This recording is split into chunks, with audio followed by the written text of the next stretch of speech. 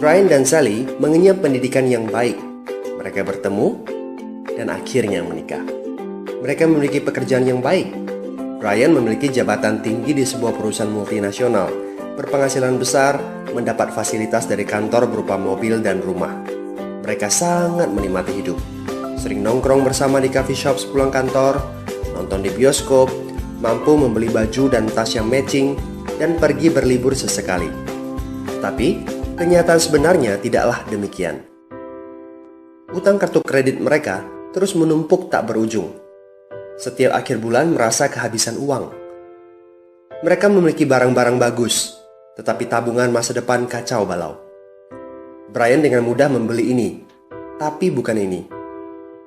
Tabungan 100 juta pun rasanya masih jauh sekali. Sudah kerja lebih dari 10 tahun, tapi belum sanggup membeli rumah sendiri.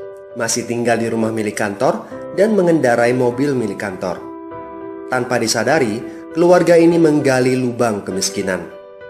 Keuangan mereka hanya cukup untuk membiayai kehidupan keluarga saat ini. Mereka harus terus bekerja untuk menghasilkan uang. Pertanyaan yang paling ditakutkan adalah bagaimana jika mereka sudah tua, kemampuan bekerja sudah menurun, atau salah satu anggota keluarga terdiagnosa penyakit serius yang membutuhkan biaya yang sangat besar. Apakah kehidupan Brian dan Sally mencerminkan kehidupan Anda? Apakah saat ini Anda memiliki penghasilan tetapi sebelum akhir bulan sudah merasa kehabisan uang? Memiliki hutang berkepanjangan yang tidak ada habisnya? Memiliki barang-barang bagus tetapi khawatir karena tidak punya tabungan? Memiliki hidup yang berkecukupan tetapi khawatir tidak mampu menyekolahkan anak-anak dengan baik? Memiliki rumah tinggal tetapi berkemungkinan besar harus menjual rumah bagus ini karena tidak punya dana pensiun? Jika Anda menjawab ya pada salah satu saja pertanyaan tadi, saatnya untuk memperbaiki diri. Mau jadi seperti apa kita ini kalau ternyata kita sebetulnya hanya gaya dari luar saja? Mau hidup kropos seperti ini sampai kapan? Aha, mari kita mulai menabung. Nah, apakah menabung saja cukup? Berapa banyak yang bisa Anda sisihkan untuk ditabung setiap bulan? Mari kita ambil contoh. Anda berencana untuk memiliki rumah dan mobil. Katakanlah harga rumah 600 juta dan harga mobil 200 juta. Jika Anda mampu menabung 5 juta per bulan, Anda membutuhkan 13 tahun untuk mendapatkan angka 800 juta. Masalahnya, inflasi membuat harga rumah dan mobil melambung tinggi. 800 juta akan menjadi 2,7 miliar 13 tahun kemudian. Jika kita asumsikan rata-rata kenaikan barang 10% per tahun. Ini masih soal impian untuk membeli rumah dan mobil. Padahal, masih banyak kebutuhan lain yang perlu dipersiapkan jika ingin hidup lebih baik.